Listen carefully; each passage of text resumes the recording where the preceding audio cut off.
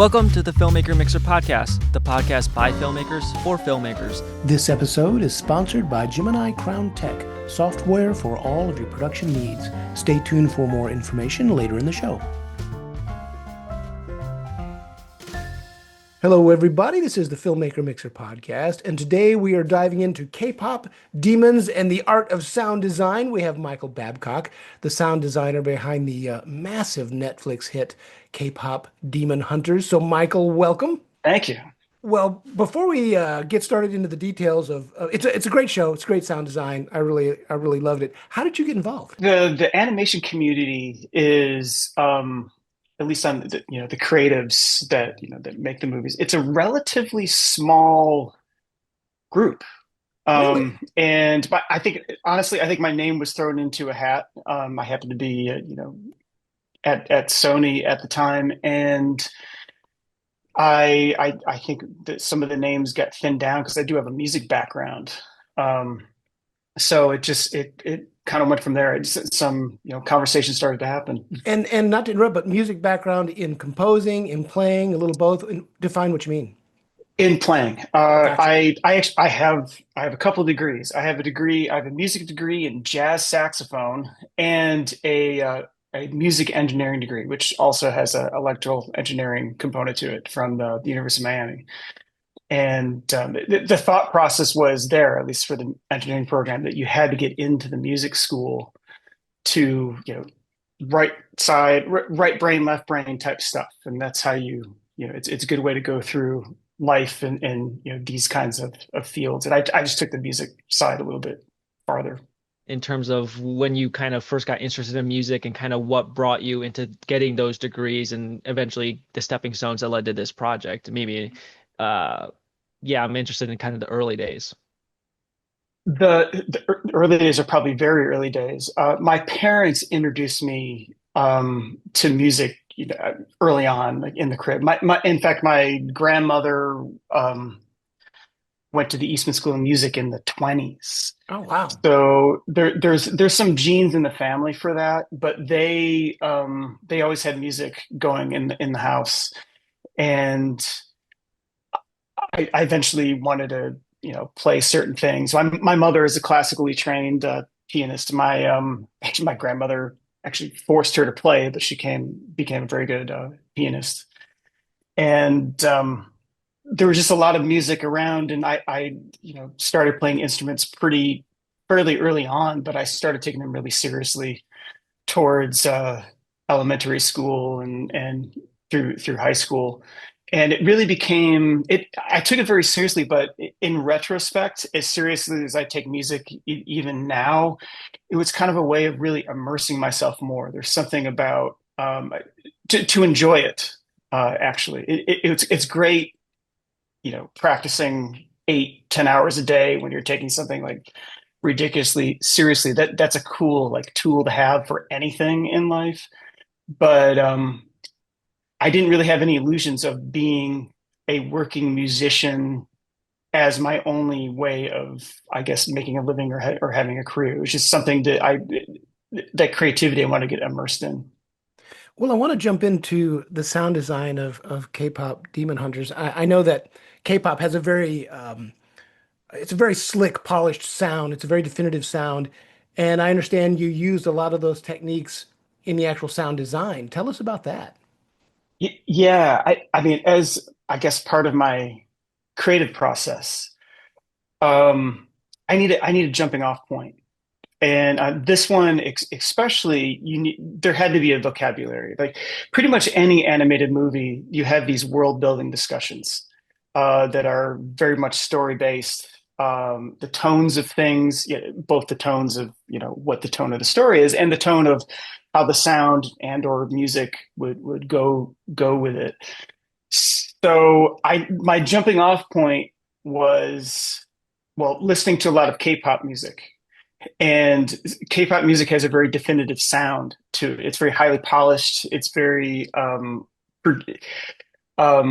intricately produced. My fun thought was just to kind of get me going with some of the things they had started to talk to me about concepts of it was like, hey, what if I just apply a lot of the tools that are made in the production of K-pop songs to the sound design? Like you just, and that was just a way for me. I mean, actually, that became very much true for everything that you hear in the movie. So much crossover between the songs and the sound design, and even how the dialogue's treated, how the demons are treated.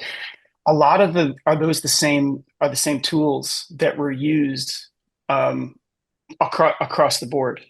So that was my jumping off point. Is that like reverbs, delays, the layering of all the vocals that happen, and just how tightly produced it is.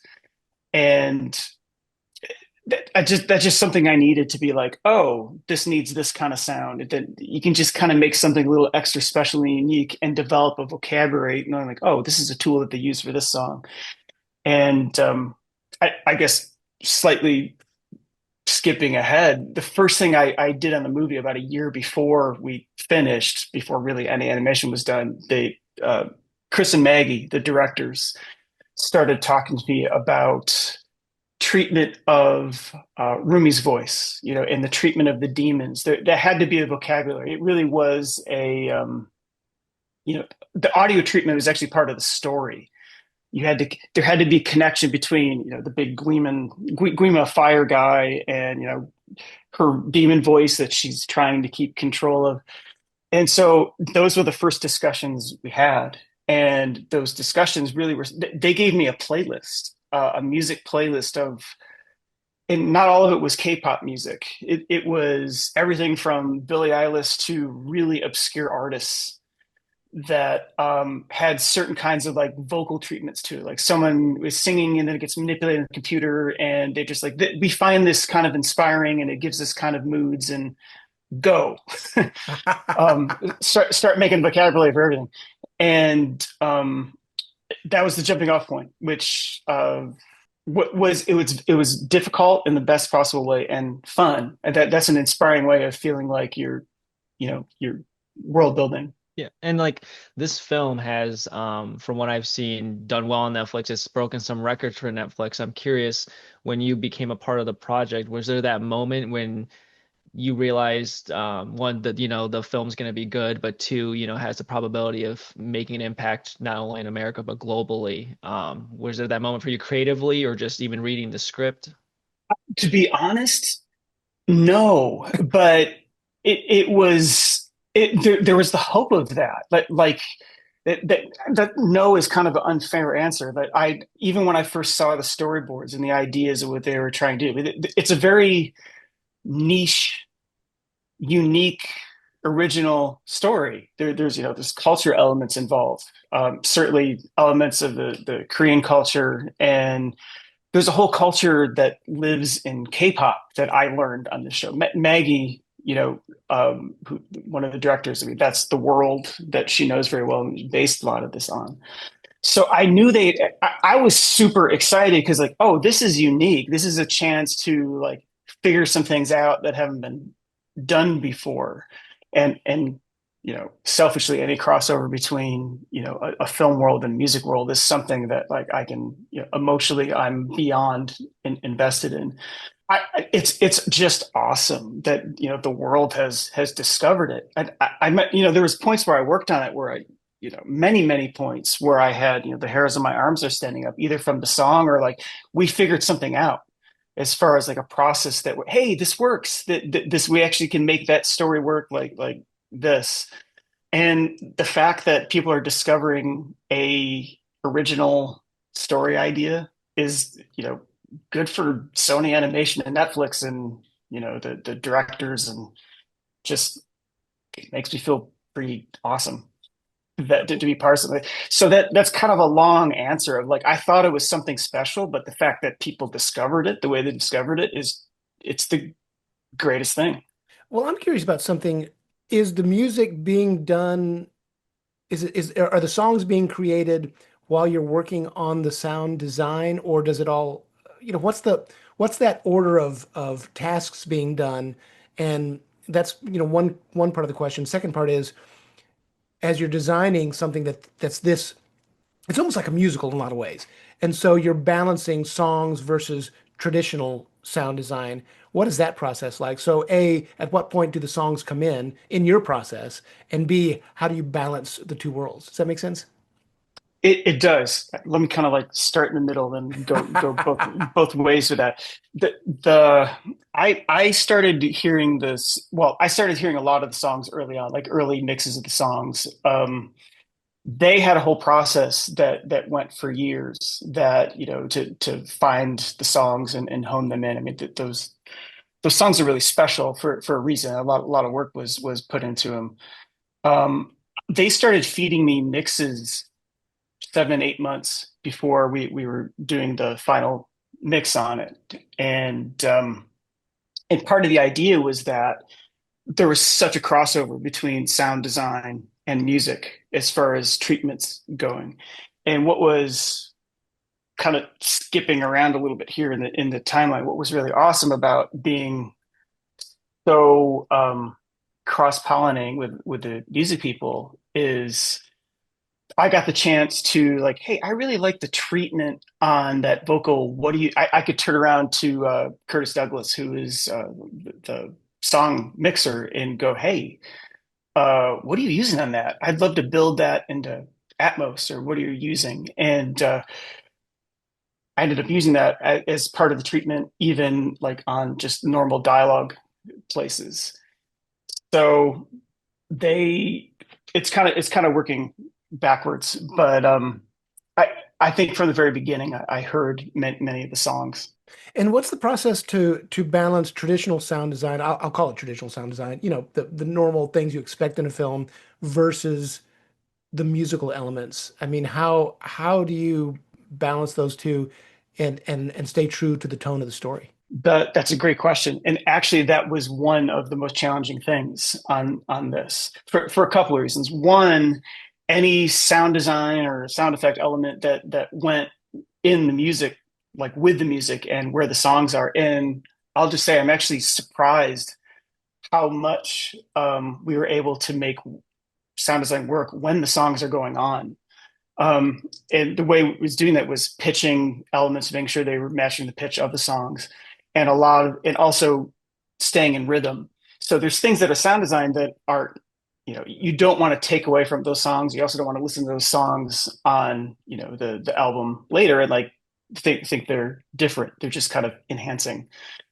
And so it was really about rhythm and pitching everything to to make them work and make them tasteful with what the production of the song was. And they also gave me a lot of some separation on the elements. So there were ways of, particularly in a theatrical sense, placing it around the room, and it gives you a little bit more real estate to, certain downbeat you can hit, or like the swords are all pitched, but actually the swords are a good example.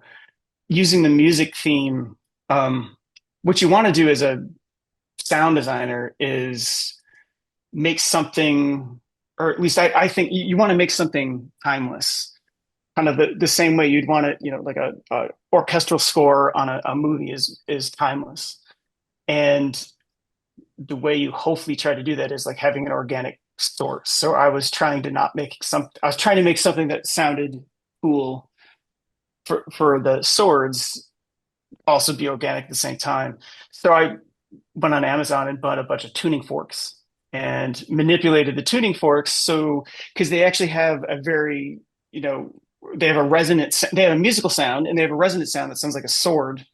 But it's not necessarily a sword where it's harsh, and it's easier, I should say, to manipulate and pitch it to the music, and also make it sound like it's slightly magical with certain, pieces of software. But that's how you kind of got everybody to play ball. And it's also a luxury to be able to kind of work on different. I was, the music mixer, along with being, the head sound designer, and being able to kind of cross pollinate all those worlds at once. Because this movie is very much that. They all have to inform each other. I'm curious, you kind of mentioned it before about kind of like figuring out the puzzle pieces. Is there like a specific moment or scene from the movie that was maybe giving you trouble and like how you found the resolution to it? I wouldn't say there's a specific scene that was giving me trouble. The thing that's hardest, I think, anyways, I think one of the hardest things to do is to make something, I wish I had a better word for this, cute. Um, the directors are were very clued in to there's a cuteness to the Korean culture. There's a cuteness even to K-pop, and cuteness is more than just it's actually a very, I think, a serious word, like part of the culture. It's a lot easier to make something bombastic and scary and deep than it is to make something that's still large and impactful, but fun and light and warm at the same time. If that makes sense. Like it's easier to make something like anything, whether it's wind or like an explosion. It's easier to make something cold than it is to make something warm. Like the big cat. His name is Derpy, and it's a lot easier to make a creature. By the way, it's hard to make creature voices and make a creature emote, but to make a creature cute and like goes with the furriness and goes with the color and makes it, kind of large, but also not, scary like Godzilla, which, has fantastic, certainly the latest Godzillas has an amazing sound design. That stuff's hard to do. I think it's even harder to make something cute, to make any kind of animal or creature emote something or emote pain or emote happiness. We all know what it should be like all of us as a performance. And that to me, that was actually the hardest thing. That's not a specific scene, but every scene had to really have a vocabulary like that. There's a sense of fun a sense of almost a sense of lightness. So it's like it's a combination of being sharp because a lot of their movements are sharp, but light at the same time. And that is something that takes a little bit of time to home in on. I'm curious about something you mentioned earlier, balancing the music with the sound in, say, well, any given scene, an action scene or any other scene. And you were saying that you would balance the sound design to be in the same pitch or the same tempo as the song. That's actually pretty brilliant. And I'm curious, what is that process like in term when you're looking for the sounds and doing the sound design, knowing that you've got to stay in the rhythm of the music choices? Does that change your choices in the sound design of what sounds you use and how you put those sounds together? It does, especially if you're doing a rhythmic thing, because you need something that's sharp. A good example of music and sound going together. There's a scene in the bathhouse. They're having a fight with these water demons. Like everything in there is pitched and to the music, to the score in that case, and that. I feel really good about how that scene turned out because we kind of managed to get more than I thought was possible into that scene. Meaning there's some there's a rule out there that people have talked about more elegant with me about. It's like the 2.5 rule, where you can only have like 2.5 things going on at once sonically. Like you can only have dialogue, music, and some sound effects going on, or if you don't have dialogue, you can only have like sound effects. It's some clever rule. I think Walter Murch came up with it, and I think we managed in that scene to get more than 2.5 things in. I think everything's in it, but everything plays together because it's kind of, mixing wise, it's a challenge. You're doing very minute things to feature something, you know, for every single moment, every single shot. But that one, things are pitched to the music. The music has to be driving it, but you also have, Machine Gun Dada going on as they're fighting with their swords. So that's an example of like a literally every cylinder is going, and hopefully you're not noticing that every cylinder is going. I'm curious, either from maybe a sound designer perspective or even your own creative process, how do you know when a scene is done from a sound perspective. I know maybe as a creative, you always think there's ways to improve it, but especially with a film like this, which you've touched on, was kind of very maybe not challenging, but help push you creatively. How did you know when something was done, if that makes any sense at all? That's such a good question because that's like the question for almost anything sometimes, like anything creative. I'm gonna say on most things that at least where I feel like we're done, there's an emotional feeling that you get. And this happened to, it's actually a reason why I'm really proud of this one. A lot of what ended up sonically on screen was there was a feeling that was used to make certain decisions, and we knew we were done when there was just of like everybody was always thinking like, are we done here, could we do this, that everybody's always thinking at all times, what can we do to plus this, and there's a point where your gut is telling you like, oh man, we I'm so emotionally attached to what's going on, and that's the indicator that you're either close or you're done. I do have a question. I'm curious. The complexity of this sound design is really fascinating to me, and it's really well done. But also that combined with this being such a huge hit, do you think that this film will affect the sound design of future animations and other projects, or even in live action? I don't even, you know what? I don't even know how to answer that without that's a question I'm afraid like some kind of ego would come into.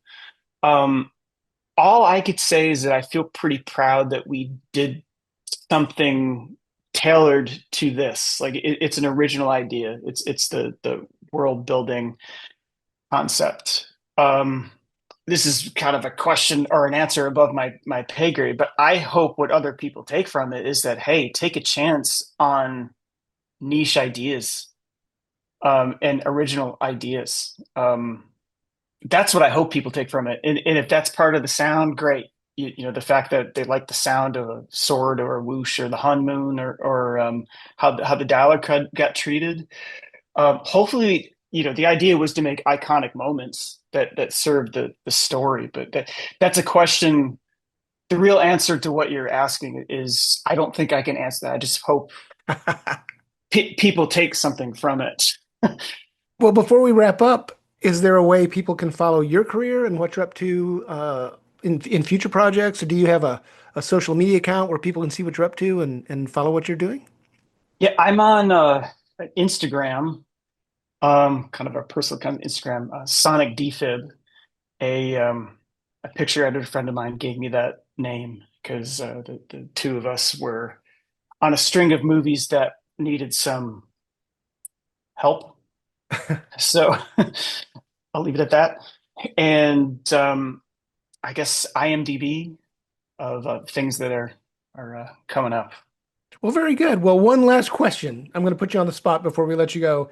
You said you were a saxophone player. What's your favorite saxophone solo of all time?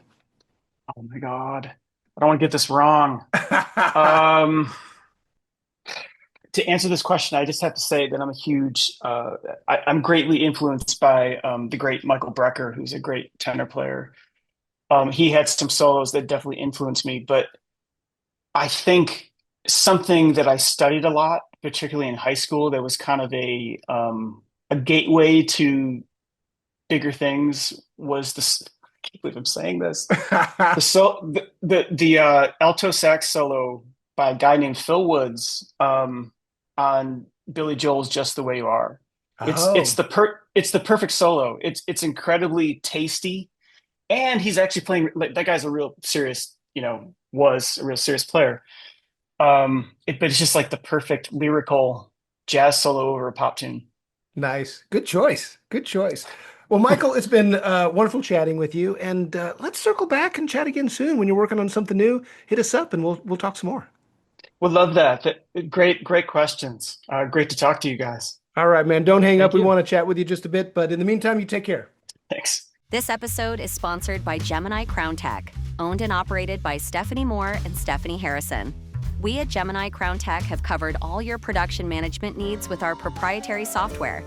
Please visit our website at www.geminicrowntech.com and use the code FMP for Filmmaker Mixer podcast listeners, so we know how you heard about us.